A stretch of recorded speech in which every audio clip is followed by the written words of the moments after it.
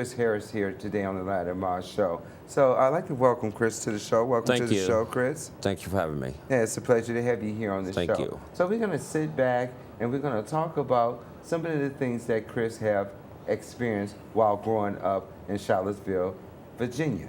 So tell me something about Virginia. Virginia is the home of late President Thomas Jefferson. It is close to Richmond, Virginia, and also close to Washington, D.C. Here to make conversations about what today, Chris? Growing up in Virginia, my life in Virginia. Okay. Tell me about growing up in Virginia. Well, I had a lot of stuff that has happened in my life, a lot of bad things. Growing up in Virginia, I did a lot of drinking, a lot of drugs. I was in and out of jails, prison time.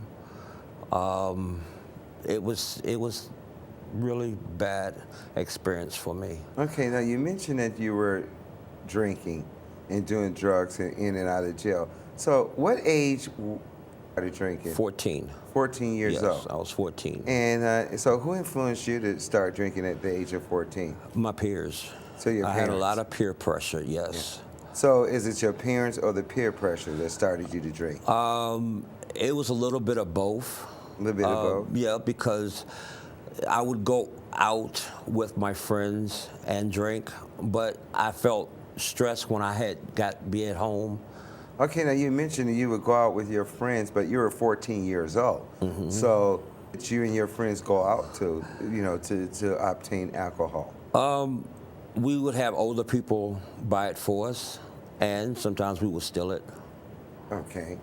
And so drinking at 14 years old? Yes. Now, was your parents aware of you drinking? Yes. At 14? Yes. And what did they have to say about it? Nothing. Absolutely nothing? Nothing, because it was more, I was on my own. I didn't have no discipline around my house at all. I seen a lot of fighting with my parents, a lot of arguing. I would go out and be with friends just to get away from the house, so I don't have to hear that arguing. Mm-hmm. So your parents done a lot of fighting, you Yes. know, inside the home and stuff like that, Yes. which led you to drink. Yes. Now, was your parents drinkers as well? My mother a little bit, but my father, yes. Your father drank the most. Yes. You know, so watching your father drink started you, to drink as well. Yes. Okay, and then from there you started drinking with some of your friends. Yes. Now, was some of your friends' parents were drinkers too, like your parents were? No, not really. We would do it more like in the woods. So I'm from the deep country. Charlottesville is country, and we had a lot of back roads that we used to go on. I used to hang with my cousin a lot and drink. Mm-hmm. My cousin, which is a female, which is much older, and go with her and drink and just party it up and come home drunk. My parents really didn't care, like I said, and there was no discipline. That led from my drinking to some drug use. Now, how old were you? How old was you at the time when you started experiencing drugs? I was 14, 15. So you was 14 years old, drinking and doing drugs? Yes, yes, I was doing both. Okay, at the same time. Mm-hmm. So how was that for you? You know, you're a 14-year-old kid. You know, you come from a family where there was chaos inside of the home. Yeah. You know, and you watch your parents drink. And then right after that, you started drinking too. Yes. And stuff. So yes. And so what led you to go from drinking and doing drugs? I seen other people doing it.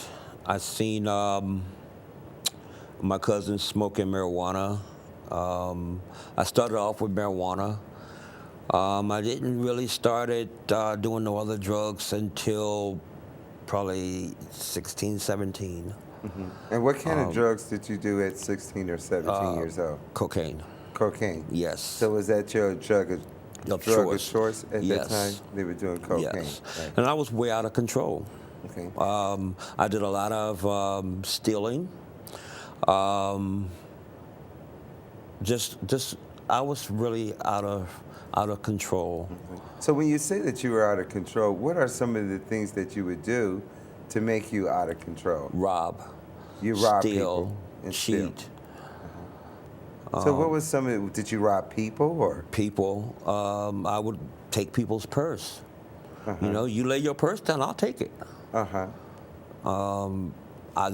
I go into the store. If the lady leaves a purse in a basket, I'll take it and run. I've got caught for stealing out of stores. I've done a lot of jail time in Virginia.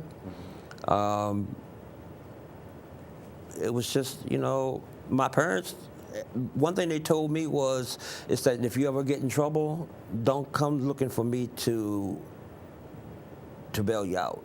And don't plan on me coming to visit you. And hey, what happens? I got in trouble. And How did that make you feel? For your parents to tell you, if you ever get into trouble, don't come to us to bail you out. How did that make you feel as a teenager? as a teenager, I was really, really saddened by it. It hurt a lot. My grandmother, you know, she took the initiative and sent me money when I was locked up. Now, you mentioned you were locked up. And Yes. but for how many years that you were I did locked 6 months here, 8 months, 10 months. Up to my last time that I've done it was 2 years. I've done 2 years straight, yes. up? And that was from what? From stealing, drinking, driving under the influence, just all kind of crazy stuff that I've done. So the main drug that you would use would be cocaine. Did you use any other type of drugs besides cocaine? No, marijuana and cocaine. Marijuana and cocaine. Yes. And then the Yes. drinking. And this continued from the age of 14 to 36, 37 maybe? okay. So, but you were going to school at the same time of smoking weed and doing cocaine. Yes. And also drinking. Yes. And this was all at the age of 14. Yes. Yeah, because recently we had someone on the show who had similar experiences like you, but they were a little bit much younger than you. They were 8 years old. So you started drinking at the age of 14 years old, which led to you to smoke marijuana Yes. and also do cocaine. Cocaine, yes. And you done that? No, I started snorting cocaine first. Okay. That wasn't enough for me. I felt like it wasn't getting me high enough.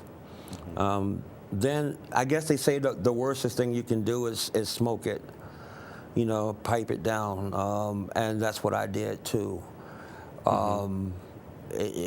It's terrible. I mean, Was it more like cocaine you was smoking, or was it crack cocaine? Crack cocaine, yes. Okay. Yes, crack cocaine. That crack cocaine had me just stealing from my job. The man left at my job, left his safe open, and I went in there and took money for my habit, and which is, I look at it now, I'm like... Did you get into trouble for taking money from the Yes. safe? They came and arrested me at the job, handcuffed me and brought me out in the restaurant in front of everybody. That was the most embarrassing experience I could ever want to go through.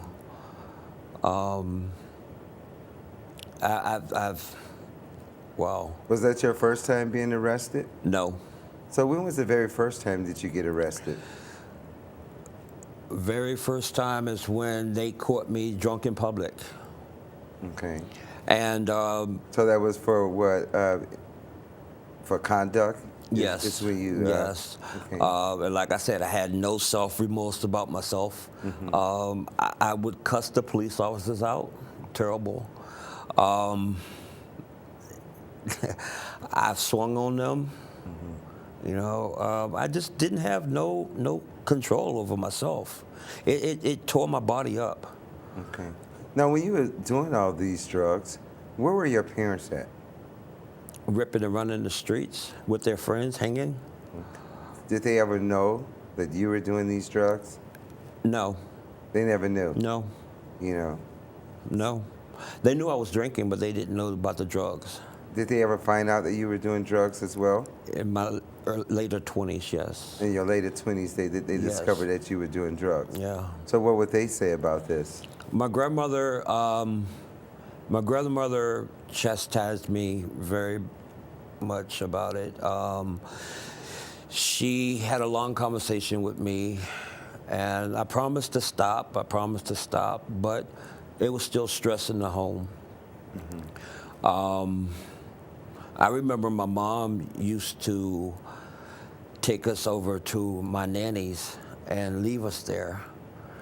And my nanny would babysit us, but my nanny could never find my mom, and then called my grandmother to come pick us up. I think I have a lot of hatred towards my mom. And is that just towards your mom, or is it towards both parents? Well, eventually what had happened was my mom and my dad had separated. Okay. I lived with my mom. And that was, your parents separated, and was that due to the drinking that was going on inside the home? A lot of the fighting and stuff. Okay. I've a lot of fist fighting. Okay. A lot of fist fighting. And so they separated. And so you was living with what parent? My mom. With your mom? Yes. Okay. Now you mentioned some very strong words there, that you developed a certain hatred toward your mother, and tell me about that. Because I blame her for all that. I blame her for my no discipline at the house. I blame her because she always blamed me for everything. I have a brother and a sister. I was always the one that always used to get into stuff. Were you the older child? Or? I'm next to the oldest. Okay. So you have a sister older than you. I have a sister younger than me and a brother older Older than me. than you, Yes. okay. Then I have an adopted brother, and me and him got along real good. But it was me and my oldest brother that always got to fighting. It was just a lot of. I saw mimicking my mom and dad fighting with my brother a lot, and I would fist fight him. He's a much bigger guy than me. So what is it that you and your brother would get into about? Everything. Food. Who can stay up later? Who did this and who did that? Why the dishes wasn't done? It was all blamed on me. And how much older is he? 4 years older than me. So he's 4 years older Yes. than you. Yes. Okay. So was your brother living in the home after your parents separated? Yes. And your sister was Yes. living there as well? Yes. So things started becoming even more chaotic, when your father left, though. Okay. But you mentioned that you blame your mother, for this, and you developed some type of hatred toward your mother because you blamed her for all of this. Why not your dad? Did you ever blame your dad for some of it? Well, yeah, sorta, kinda. My dad didn't understand a lot of English, so I kind of I speak a lot of Spanish to him, but speak English to my mom. And if you didn't know, my dad was Hispanic and my mom is black. So I didn't really, I don't know, I guess because I took a lot of love from my dad. My dad gave me a lot of love, more than my mom did. In what way? Explain that to me. Because my mom would whoop me, but my dad wouldn't. So your mom was the one who disciplined you, right?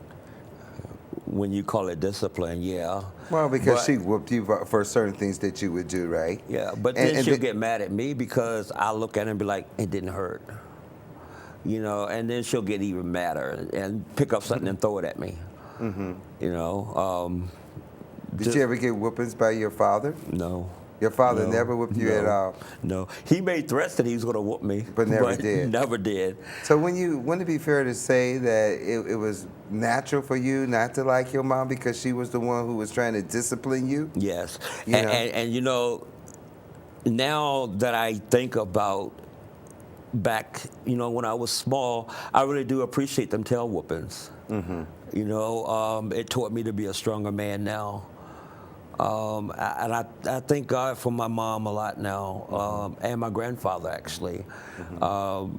Those are the most disciplined people in my household that I had, and my grandfather tells me now that how much he misses me and how much he wants me to be back home and wants me to come out of Michigan, and I don't see it happening. So your mother was the one who disciplined you, gave you the whoopings, but yet you hated her because she was disciplining you though and stuff. Yeah. And so, did your mom ever knew this is the way you felt? Yes. Yes. In what ways?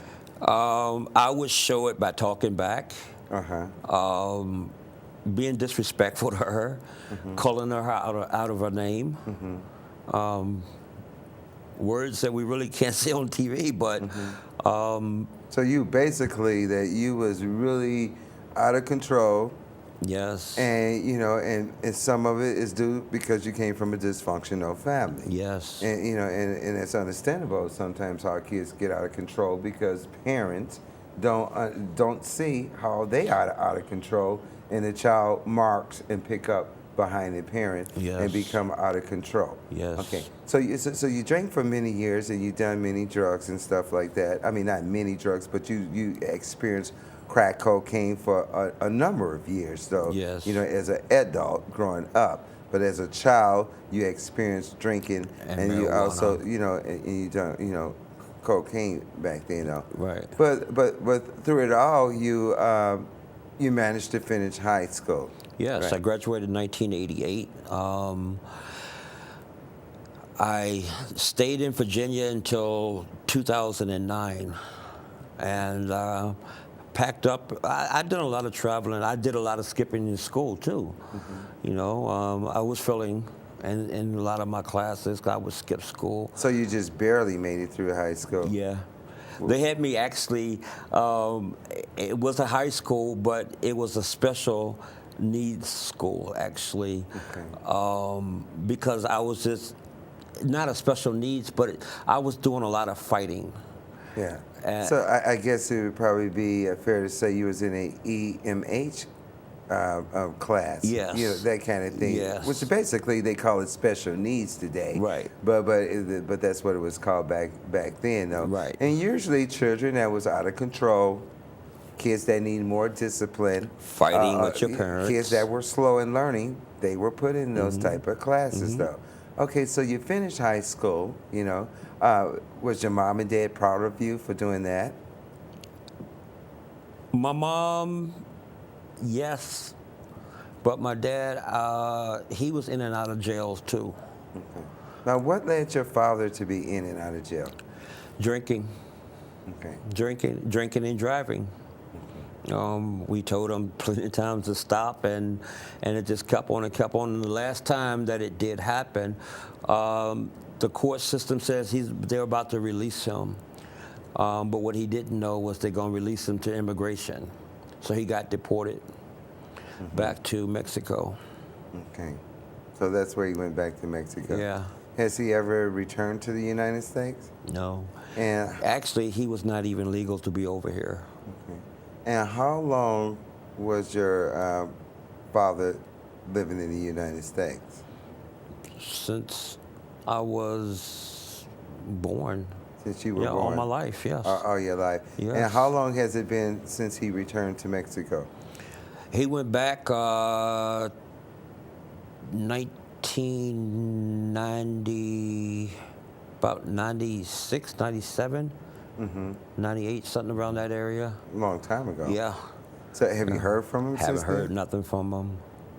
Well, what about relatives? Well, I had a mom. My dad remarried, and I was getting in touch with my stepmom, and I lost contact with her. We got into a big argument over stupid stuff, but at the same time, she used to keep in contact with him. Haven't heard nothing from him since. So it's been a long time since you heard from your father, then. Yeah. Okay. And so how does that make you feel not to hear from him? Because, you know... Stronger. Very much stronger. Does it make you feel stronger, or you feel that you have to be stronger? The reason why I say that I feel stronger is because now I'm independent. I never knew what it was like paying bills. I never knew what it was like getting your own stuff, shopping for yourself. I never knew what that meant in life. When I started doing it, I was like, wow. Okay. How does your mom feel about your dad being away all this time? Has she ever talked about him or brought him up, or? Every once in a while, special occasions, she'll say something. But I know it's going to end up to be an argument if I say the wrong thing, so I just act like I don't hear it. Now, what about your older brother and your younger sister? Did they have the same type of feelings you had about your parents? No. They did not? They were spoiled. They were the spoiled children, huh? Yeah, they were spoiled, rotten kids. In what way? Get whatever they want. Only thing they do is go ask my mom, I need this and I need that. And she would get things for them. Yeah, and wouldn't. And she'll go to the store and buy them candy, and I wouldn't get nothing. And why was that? Hatred. My mom hated me, I think. I think because I was too much like my dad. So would it be fair to say that your mother took her frustrations out on you when she was angry? Yes. With your father? Yes. Wow, that's quite interesting. I'm going to go into a short break. And when I return, we'll continue our conversation with Mr. Harris. We'll be right back.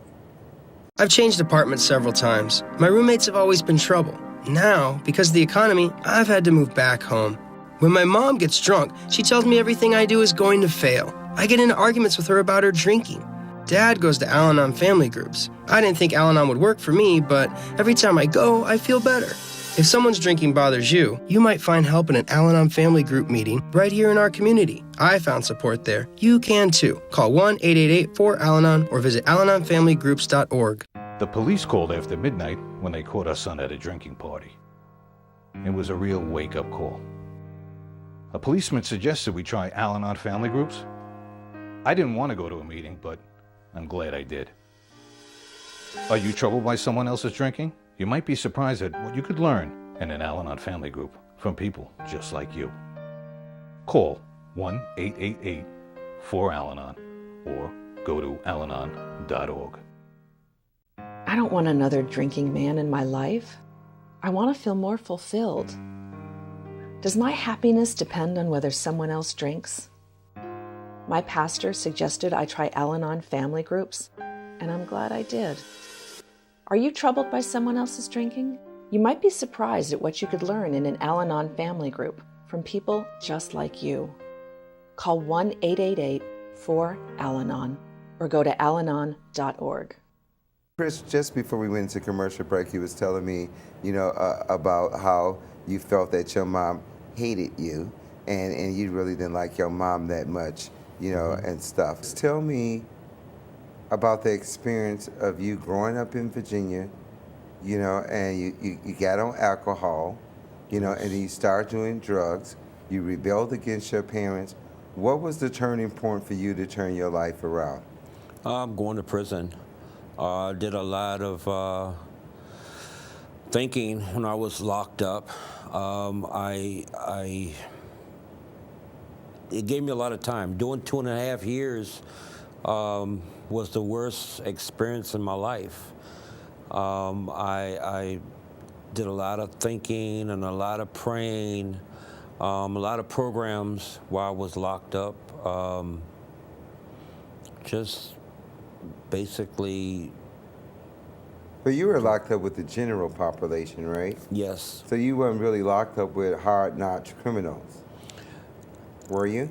No, no. So you was just with regular people. regular people, and you stated that you began. Now, I've seen to, a lot of stuff while I was locked up.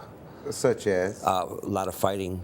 a lot of A fighting, lot went of on fighting in over prison. card games and food and phones, phone times. I've seen a lot of that stuff. So what was the turning point for you to start turning your life around? When I came out, people always say that you don't never find God until you're in jail, which is true for some people, and I experienced that.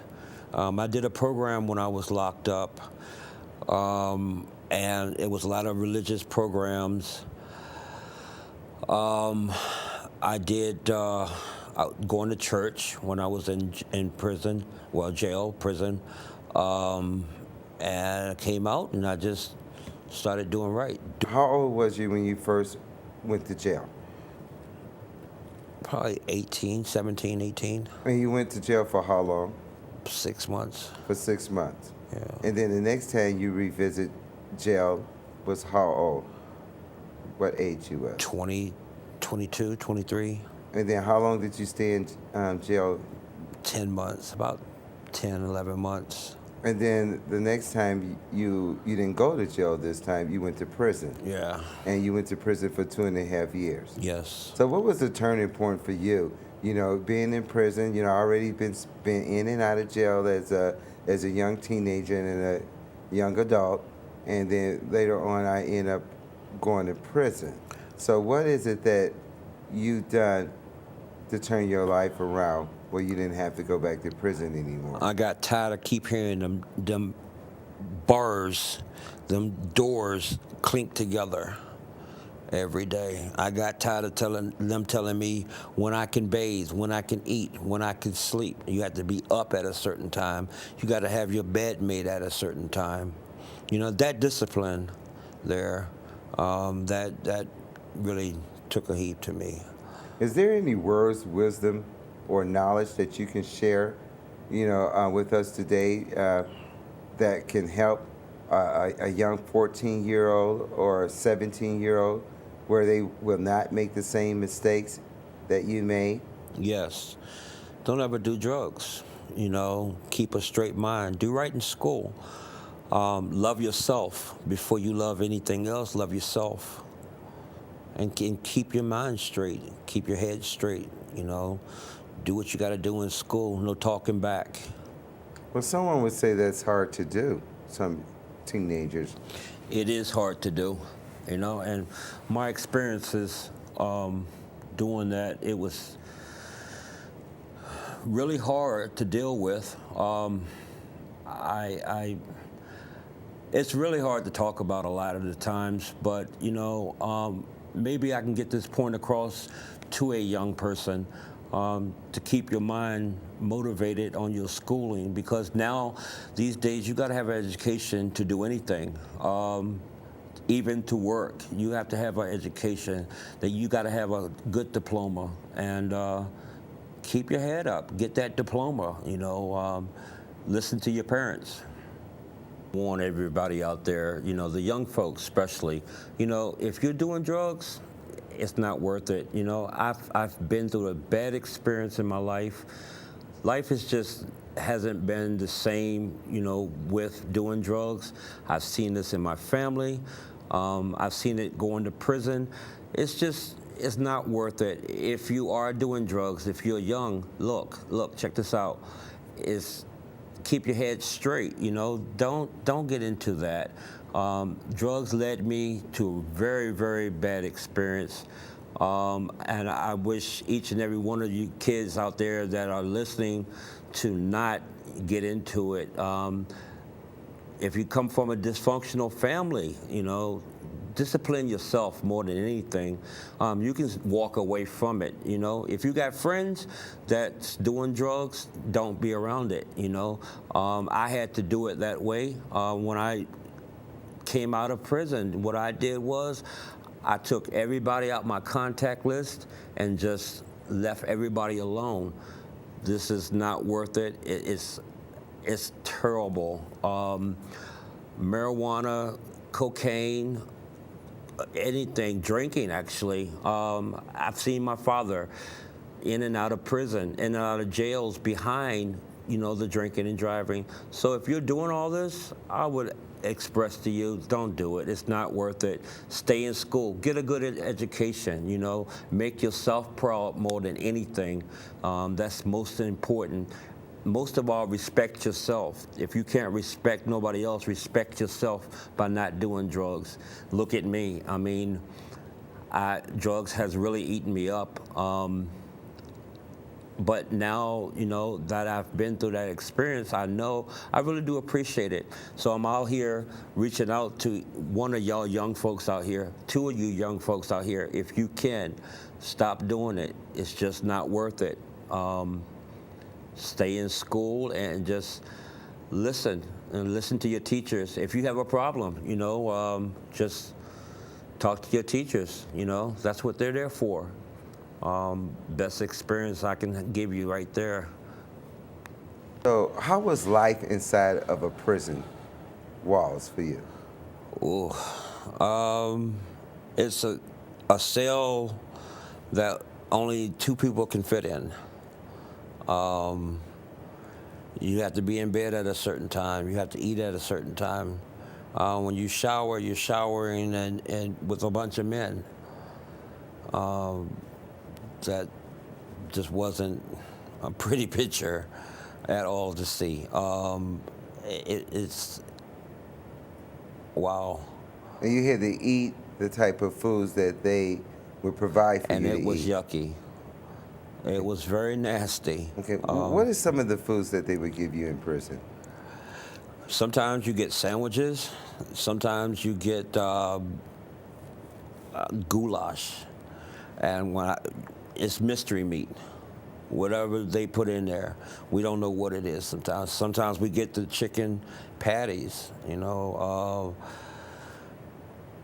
water. We don't get Kool-Aid, we don't get Pops, stuff like that. You have to buy that on Canteen, if you have money to buy that. Or you can gamble and gamble with other people and earn their canteen.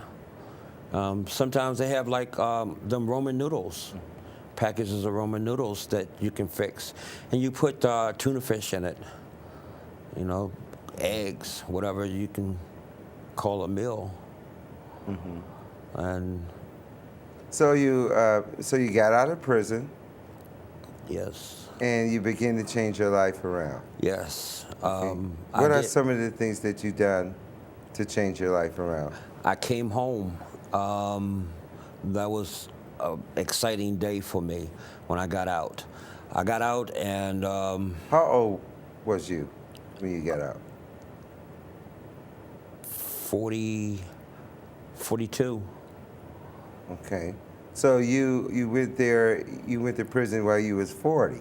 Yes. And then you get out, around about 42 because Yes. you one of the lucky ones, because a lot of people, they end up going off to prison, usually go for way more than 2.5 years though. Yes. And so, but you didn't have this experience until you got into your 40s though. Right. Right. Okay. So what was that like for you? Okay, I'm 40 years old. I spent the life in and out of jail, doing drugs and alcohol.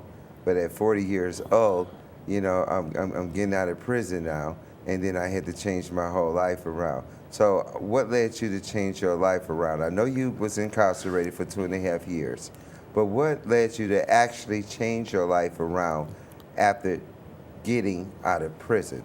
Well, the most important part is I got kids,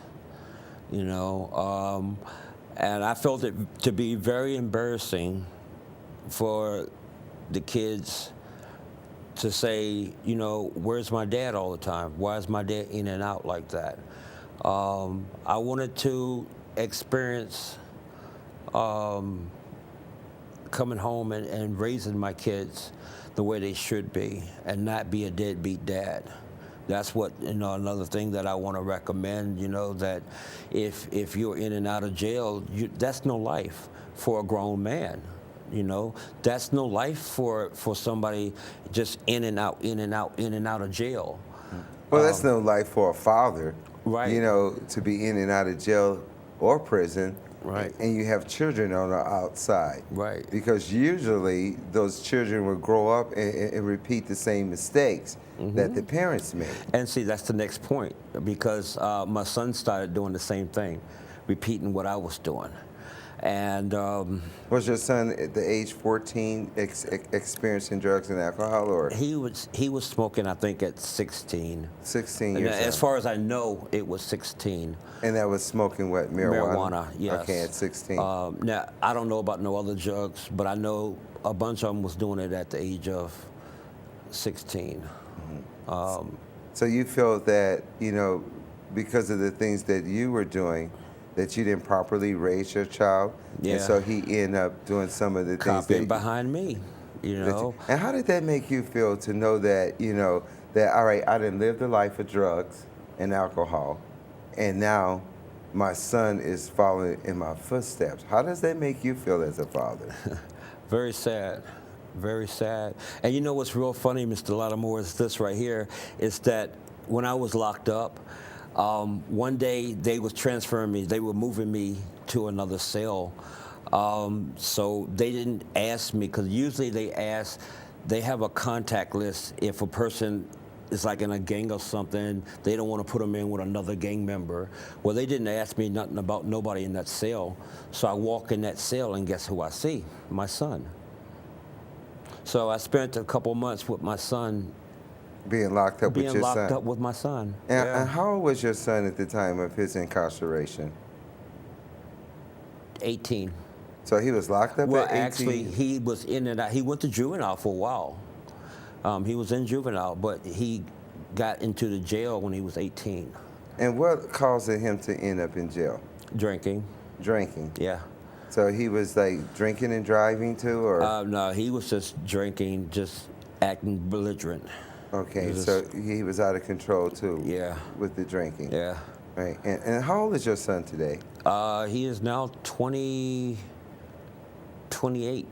Okay. And does he still drink, or? Yes. Actually, he's in jail now. He's in jail? He's in jail in Pittsburgh, Pennsylvania. Okay. And what is he in jail for at this time? Drinking. Drinking again? And beating his wife. Wow. Yeah. So, you know, that's why, like I said, that's why I want to express out there that no matter what a situation looks like, that drinking deal, man, it's not worth it. You know, take it from me, take it from my son. You know, look at my son now. He's in jail for doing stupid stuff, and I feel bad about it. And I wish, you know, I call my daughter-in-law still to this day, you know, and I apologize for my son, for his behavior. I shouldn't have to do that, you know. I'm not going to say he's dumb, but he makes dumb moves.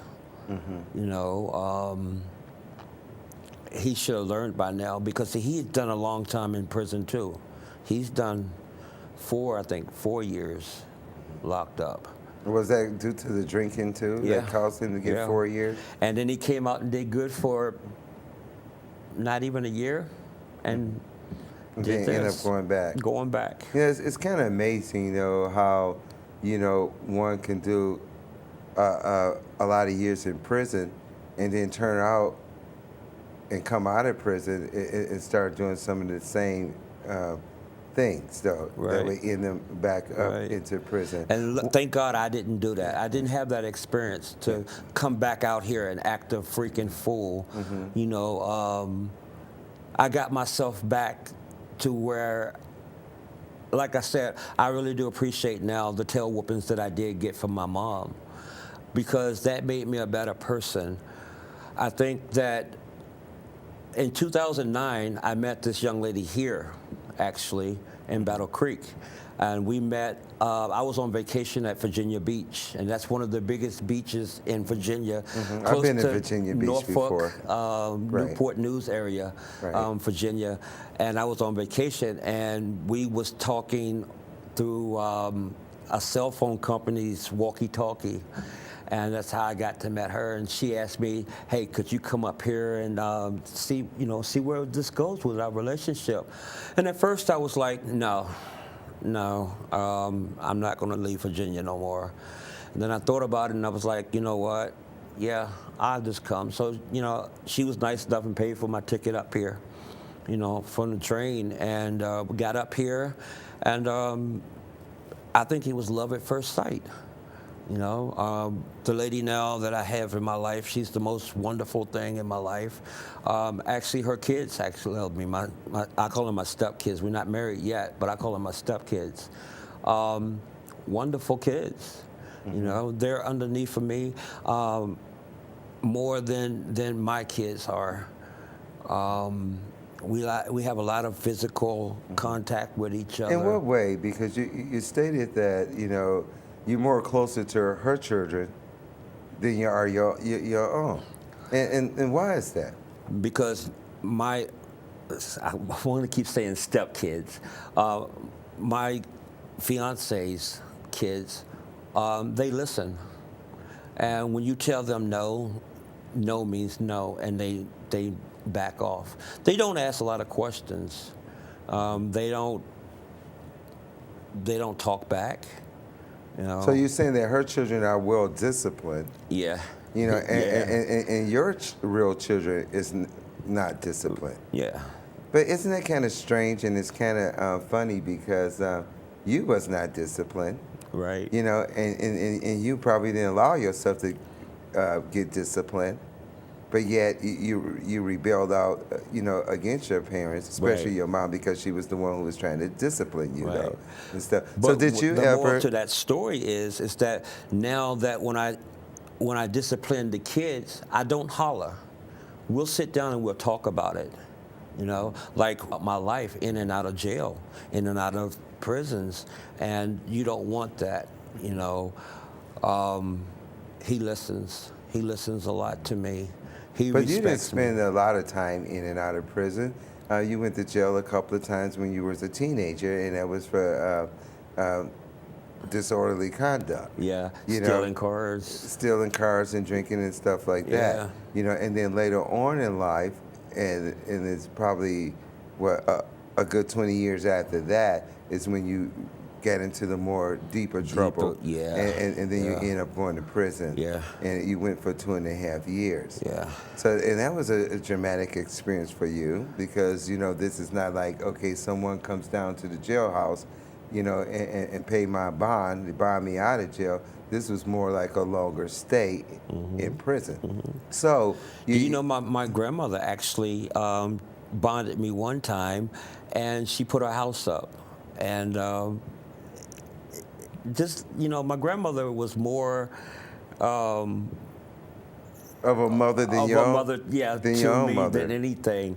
And then what I do when I got back out, I acted up again. And that could have been a house that was taken because of me acting up. But I never realized, how stupid you are. Well, that's why, parents, grandparents, whatever, shouldn't, put their houses up or for someone else because, they in prison. I most certainly won't do it. So, if my child was cutting up, doing stuff like that, I wouldn't be putting up my home, or selling my cars and jewelry and stuff, just for that child, though. Because usually 9 times out of 10, the child usually go back and do some of the same stuff again, though. So you have to be blessed, to have a grandmother like that cares so much about you, to willing to make those type of sacrifices, Yeah. though, especially putting up a home, Yeah. for someone because, they need to pay a bond and to keep from going to prison Yeah. or something like that. I don't know any grandparents that would do things like that, but you ought to consider yourself very lucky. I am. I am. I will say I'm very lucky. And we was talking about the spankings. Back then, you can take a switch and whoop your child with it. But if you do that now, you'll get into a lot of trouble for it. I think that's a big part of why kids are acting out now, is because they took that discipline away from spanking your child. That has a lot to do with it. I wish that I had gotten more spankings.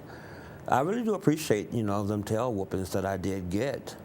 Although you blame your mom. Yeah, I did. And my grandfather, like I said, to this day, man, I call my grandfather up, and he just tells me how proud he is of me now, how much I've grown up to be a good man, Let's back a little bit, though, because we're speaking about, how well disciplined your fiancé children are, and your own kids, it's not disciplined, though. So by your children not being disciplined accordingly how a child should be disciplined, do you take that responsibility for them not being disciplined? Fully, yes. And why is it that your children was not disciplined properly? Well, because I was running in and out of jail. And it's hard being a single mother.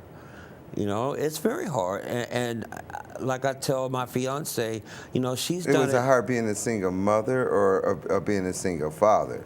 Well, being a single mother, because, I was in and out of jail. Yeah, but you was not the mother. Right. You was the father. But it was hard for her. You mean the kid's mother? Right. It was hard for her to be a single mother. Right. Because you were in and out of jail. I wasn't there to discipline them. Okay. I blame myself for it. Yeah, I take full responsibility for that.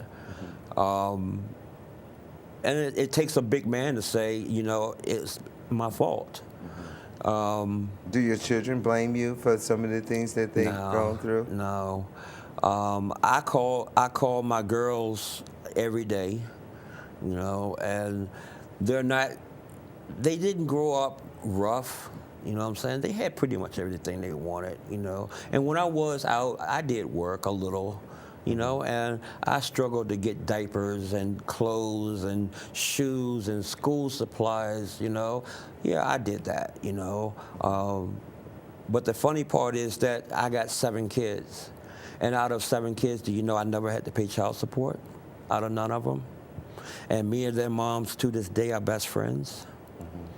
The mothers know that I've done the best I could as a father, and my kids are not just my kids, they're also my best friends, They tell me too how proud they are of me now, and I still slip up every once in a while.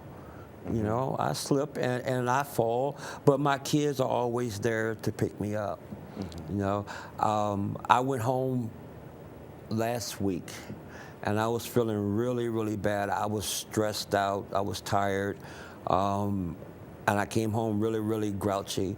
And so my stepson, which is 16, he noticed that I was feeling some type of way, and he asked me, he says, "Do you need to talk? What's going on with you? Do I need to do anything? Do you want me to do anything?" I was like, no, I really do appreciate that, And I didn't acknowledge it right then and there. And that's what's most important out here, is that if your kids are, if they are doing positive things, acknowledge it, Acknowledge your kids always when they do good, because I never got that in my life. And I think that's what my problem was, is that I never got any praises for what I've done good. And you know, that's really important, is to make sure you praise your kids for the good that they're doing.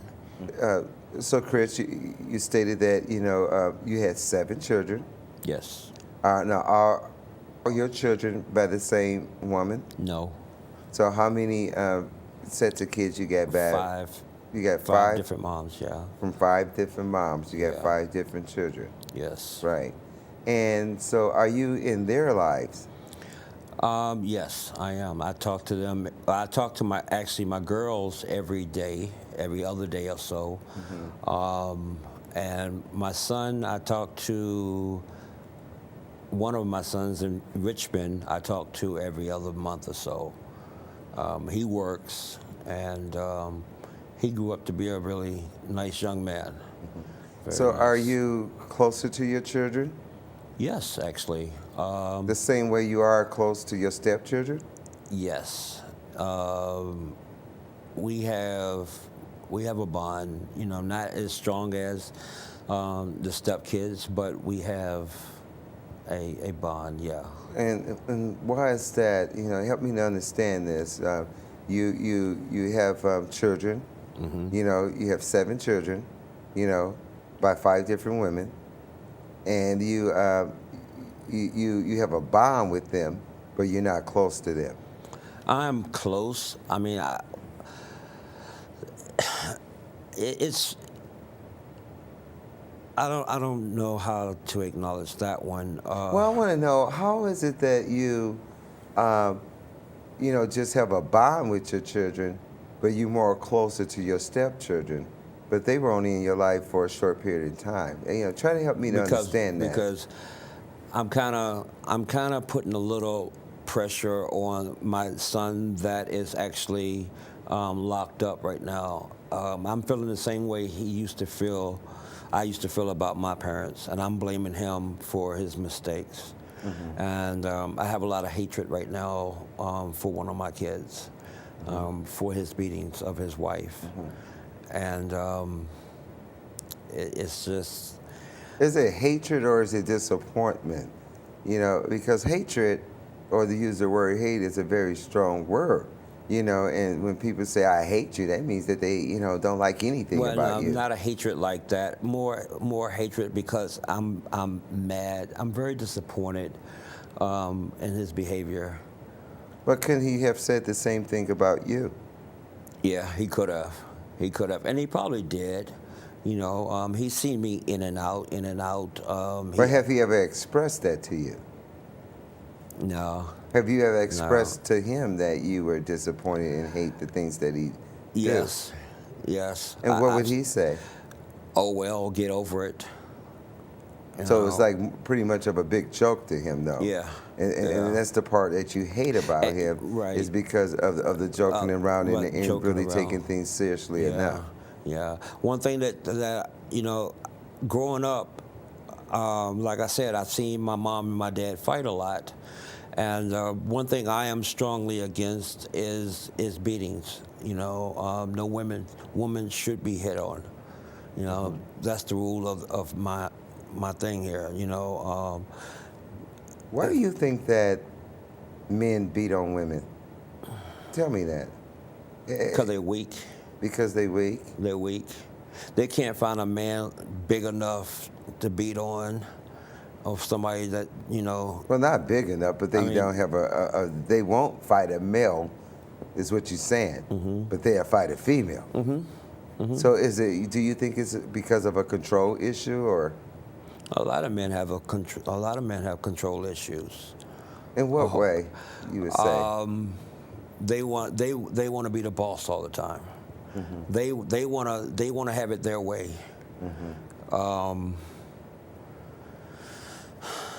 It's just, I don't know. I mean, me personally, I was like that. That's how I was.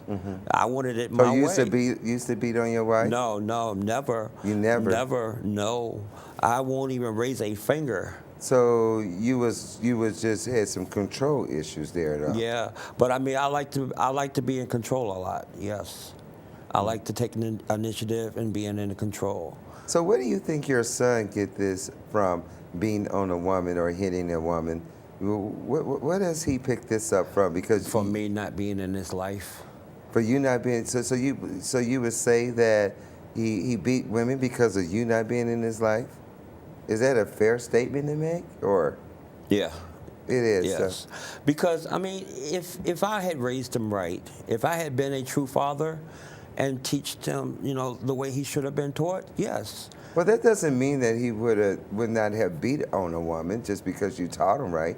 There's a lot of children out here, or a lot of people out here, I want to say, that been brought up right. No right and wrong. You know, me personally, I believe everyone is born with right and wrong in them.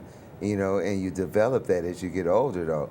But I would find it hard to believe that because my father didn't teach me something, that gave me a right to whip on my girlfriend or my wife. You know, help me to understand that, because I'm not understanding that. He has a lot of anger issues going on with himself. And plus, my son, I didn't bring this part up, but he also is ADHD, you know, and he gets angry very fast. And the least littlest thing, it just tees him off, and he doesn't think before he reacts. Has he gone to treatment for this ADHD? I know he's taking medicine. And that's the reason why he's tripping out now, is because he's not on his medicine. Okay, so he's off his meds. Yeah. So that's led him to going to prison for beating on his wife because he was off his meds. Yeah. The first thing I asked her when she told me this was he taking his meds? And she says no. So I'm like, well, that's the problem. You know, so Thank you, Chris, for coming on the show today, making conversations on the show, because you know this is a show where we sit back and we give real people the opportunity to sit back and make conversation about things that has happened in their life or things that is going on in their life. You know, and Chris, it has really been a pleasure Thank you. they have you Thank here you. on this show.